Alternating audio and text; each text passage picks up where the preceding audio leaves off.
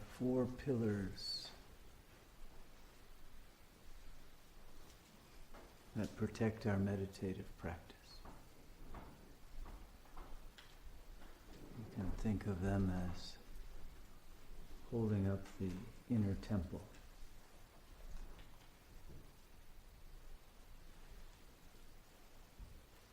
The 2 outer pillars are Gyana and dharma.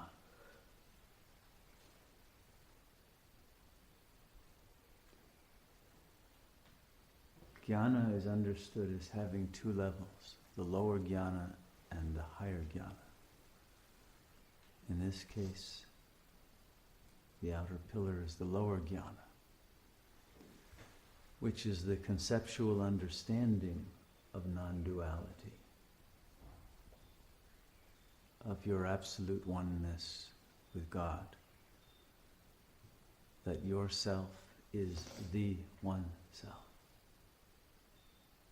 That absolute understanding of that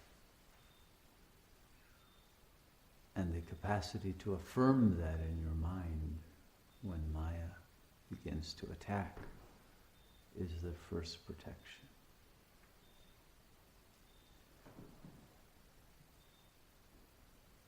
Second outer pillar is dharma. The dharma comprises your yogic vows and your general yogic attitude toward life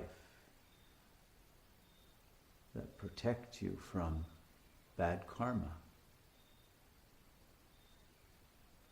And the more you understand the logic of the dharma, which follows directly from the Gyana, the more you will be clear on the importance of the yamas and the niyamas.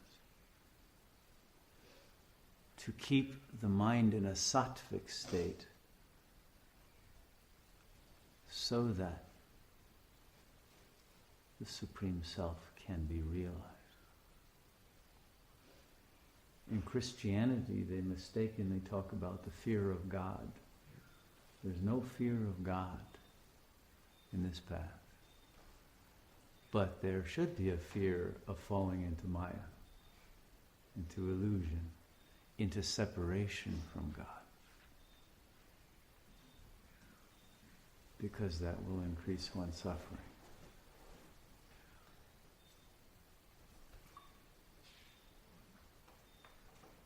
And so the dharma is the other protector. It keeps your life accurate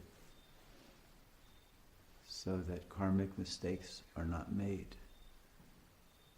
and one does not fall into enmeshment with Maya.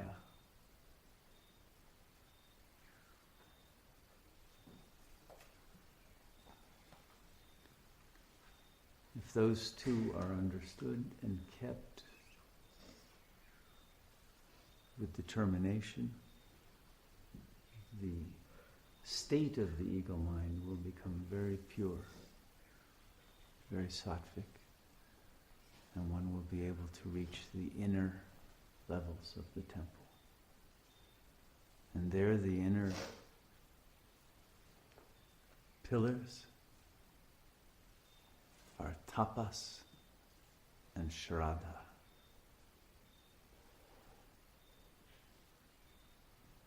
Tapas is the actual practice of the act of self-inquiry, which is the heart of meditation,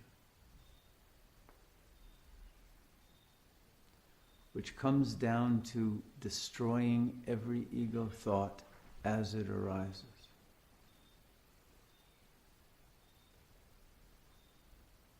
And remaining centered in the silence, as the silence, until no more thoughts arise, and the silence remains uninterrupted, and there is bliss.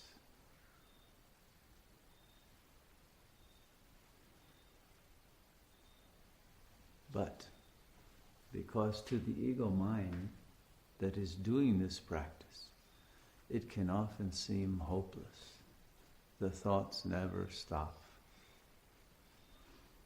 It's an endless profusion of weeds in the garden. And how will one ever do it? And one can easily lose hope if one only has tapas. And so the final and most important pillar is Shraddha. Shraddha means faith. Absolute, unswerving faith.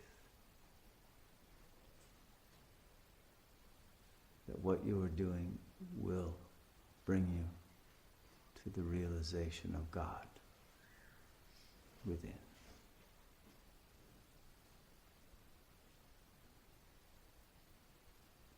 And that will keep you from falling into any dark night of the soul.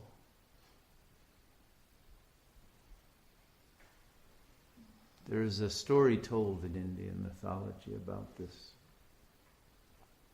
There's a mother sparrow in her nest, sitting on her egg, warming it, thinking wonderful thoughts about the hatching of her child.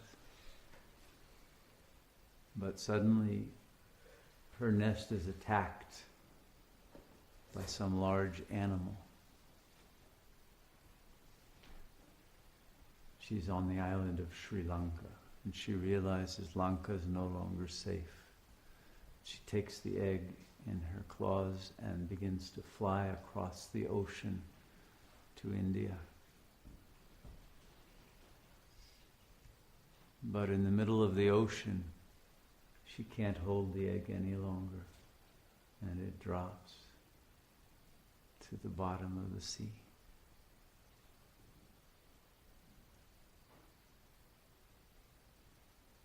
She can't stop her sorrow.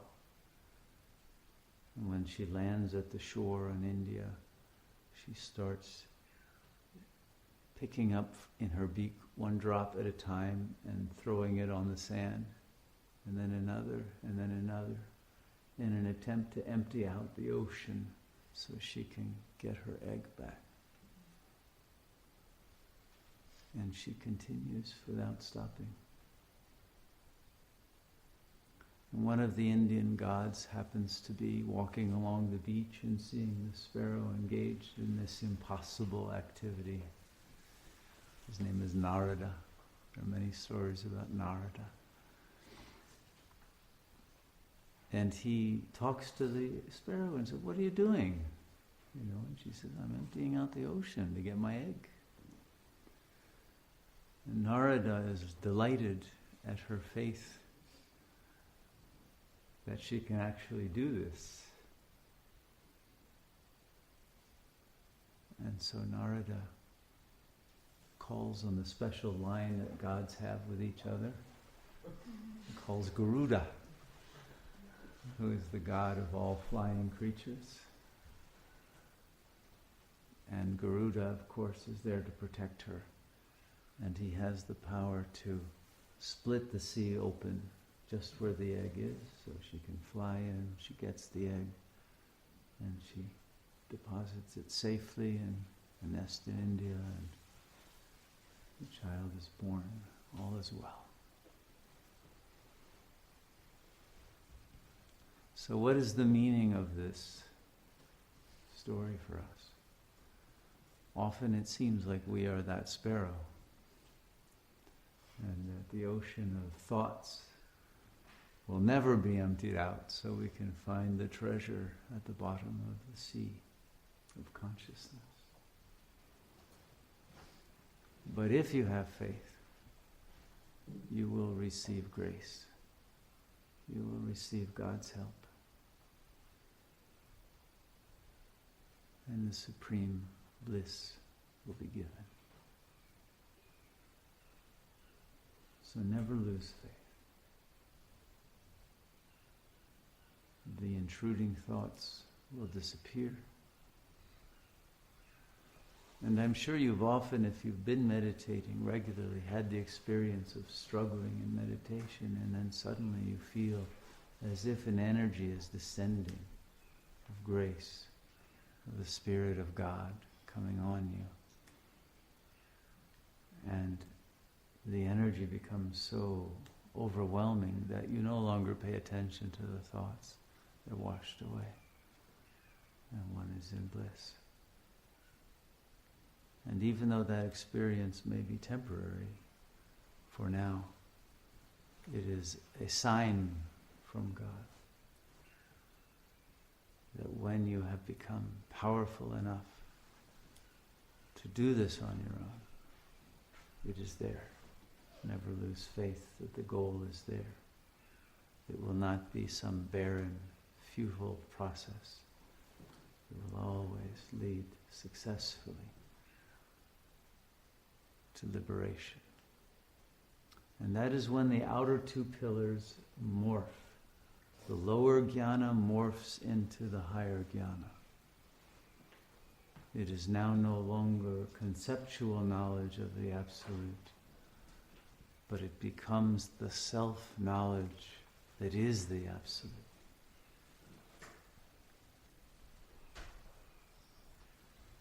And the dharma morphs into moksha, liberation.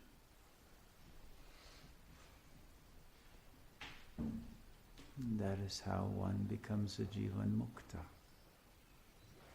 and then comes to move here and live in jivan mukti dham. So it's all very easy, and the path has been laid out for thousands of years in the ancient scriptures. And when it's followed, it's always successful.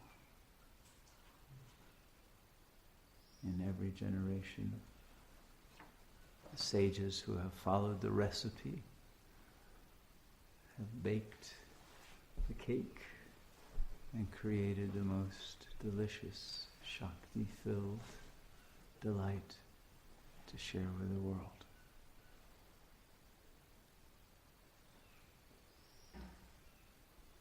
So may we all have all of those 4 pillars very strongly in place and never fail to remember them at moments of need, that you are protected in your path.